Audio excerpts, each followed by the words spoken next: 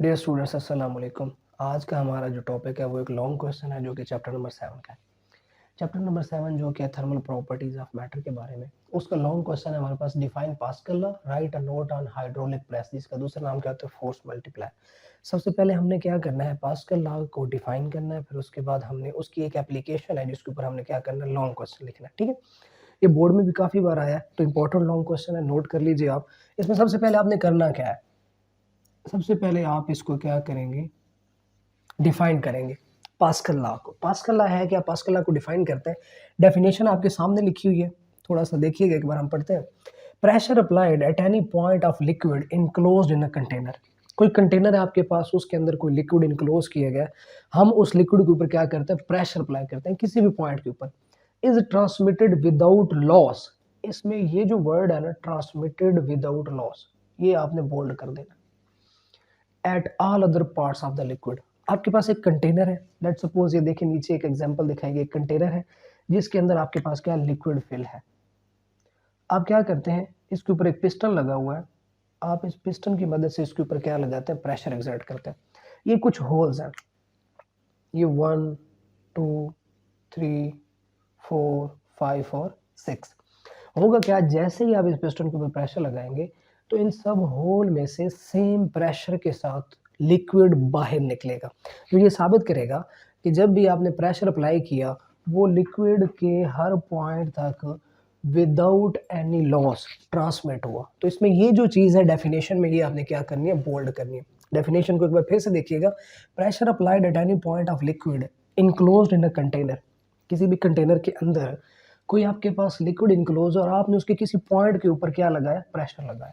ठीक है, ये एग्जांपल आपके सामने। तो होगा क्या, वो जो प्रेशर आपने लगाया इज ट्रांसमिटेड विदाउट लॉस, बगैर किसी नुकसान के वो ट्रांसमिट होगा लिक्विड के बाकी हिस्सों तक, जिसको हमने इस एग्जांपल से साबित किया। इसके एक और छोटी सी एग्जांपल भी अक्सर टीचर स्टूडेंट्स को देते हैं कि आपके पास एक शापर है, पानी से भरा हुआ, आप उसमें होल्स कर लें, ऊपर से प्रेशर लगाएं तो हर होल में से इक्वल अमाउंट के साथ या इक्वल प्रेशर के साथ पानी बाहर आएगा। ठीक है, इंपॉर्टेंट एमसीक्यूज एंड नोट फॉर लें। This law holds good for fluid. अब ये एमसीक्यूज अक्सर आता है कि जो पास्कल लॉ है ये किसके लिए वैलिड है। फ्लूइड में क्या चीज़ें आ जाती हैं, लिक्विड आ जाती है और क्या आ जाती है, गैस आ जाती है। ऐसी चीज़ें जो फ्लो कर सकती हैं उनको फ्लूइड कहते हैं। तो लिक्विड और गैस फ्लो कर सकती है। तो ये इंपॉर्टेंट एमसीक्यूज है सर्वोदय बोर्ड के हवाले से कि पास्कल लॉ जो है वो होल्ड करता है फ्लूइड्स के लिए। एक शॉर्ट क्वेश्चन आता है, इंपॉर्टेंट शॉर्ट क्वेश्चन है, बोर्ड के हवाले से भी इंपॉर्टेंट है और आपको भी पता होना चाहिए कि पास्कल लॉ की एप्लीकेशंस क्या है। ये जो हमने लॉ एक छोटा सा पढ़ा, एक छोटी सी डेफिनेशन पढ़ी, ये कहाँ कहाँ इस्तेमाल होती है। तो इसकी एप्लीकेशन है, सबसे पहले ऑटोमोबाइल्स जो गाड़ी होती है उनमें ये वर्क करता है एज अ हाइड्रोलिक ब्रेक। आपने हाइड्रोलिक ब्रेक्स देखी होंगी, देखी नहीं होंगी तो कम से कम आपने सुना होगा कि हाइड्रोलिक ब्रेक्स होती हैं, प्रेशर ब्रेक उनको कहते हैं। ठीक है, आप एकदम से लगाएंगे तो गाड़ी स्लाइड नहीं करेगी, वहीं रुक जाएगी, वहाँ पे इस्तेमाल होती है। हाइड्रोलिक जैक, जिसको हम अपनी ज़बान में जैक कहते हैं, जी हमारी गाड़ी पंक्चर होगी तो हमने जैक लगाना है जिसको, वो असल में हाइड्रोलिक जैक होता है। उसके बाद हाइड्रोलिक प्रेस, जो हम अभी लॉन्ग क्वेश्चन पढ़ेंगे हाइड्रोलिक प्रेस के बारे में। ठीक है, कि हाइड्रोलिक प्रेस क्या है। उसके बाद होता है आपके पास हाइड्रोलिक एक्सकवेटर, जिसको आप क्रेन कहते हैं।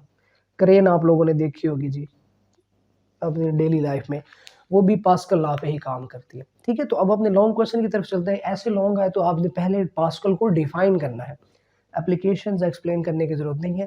पास्कल को डिफाइन करने के बाद आप लॉन्ग क्वेश्चन की तरफ आएंगे।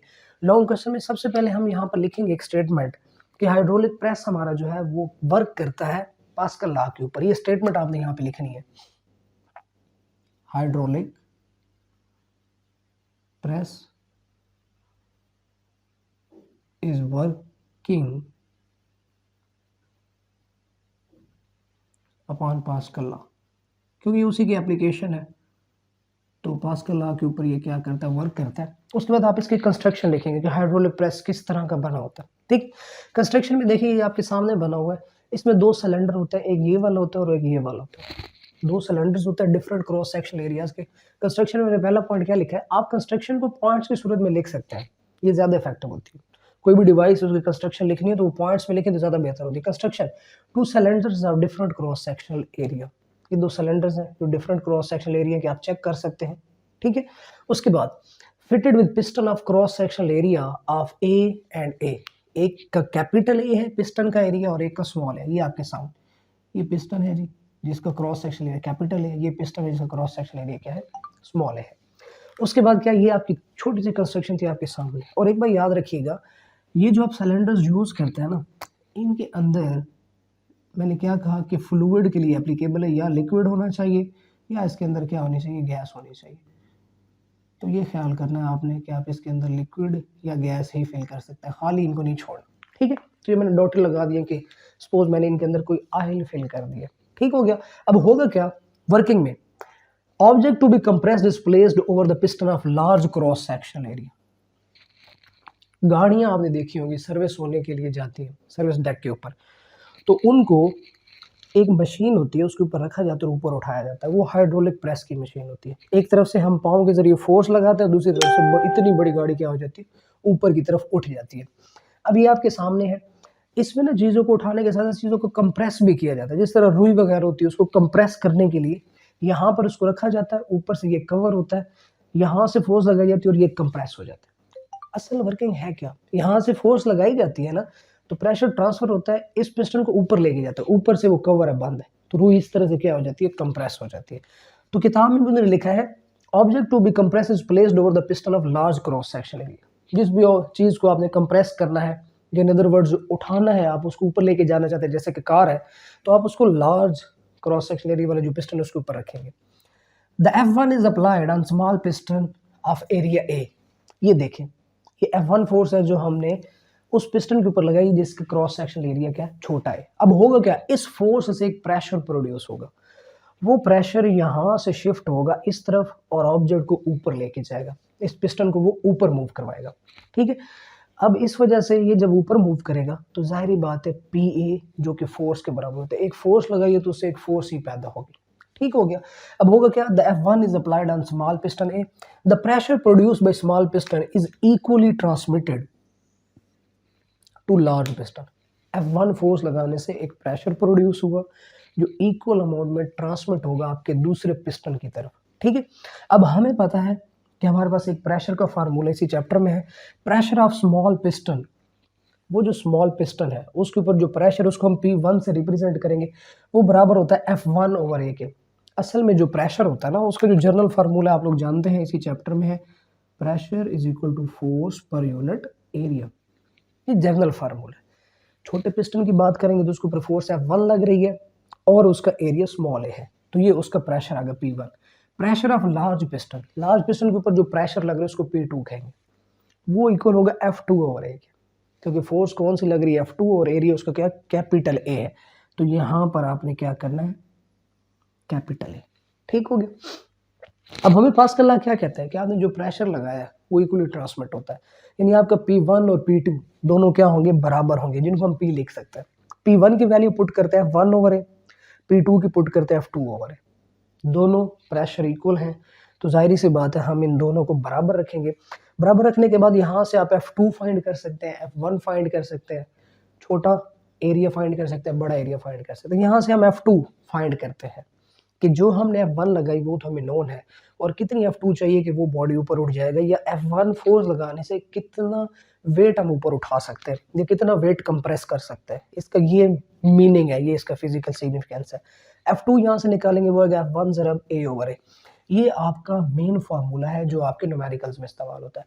इस फार्मूले को अगर देखें तो इसमें दो फोर्सेस हैं, इसी वजह से हाइड्रोलिक प्रेस का दूसरा नाम क्या होता है, फोर्स मल्टीप्लायर, कि ये एज अ फोर्स मल्टीप्लायर भी काम करता है कि आप एक से ज़्यादा फोर्सेस अप्लाई कर सकते हैं या एक से ज़्यादा फोर्सेस फाइंड भी कर सकते हैं, या एक फोर्स लगा के दूसरे फोर्स को फाइंड भी कर सकते हैं, ठीक है।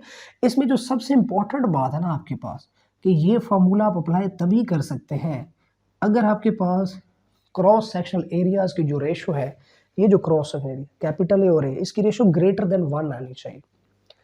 ग्रेटर देन 1 नहीं रखेंगे ना तो आपके पास ये वाली कंडीशन फुलफिल नहीं होगी। यानी कौन सी condition, F2 is greater than F1।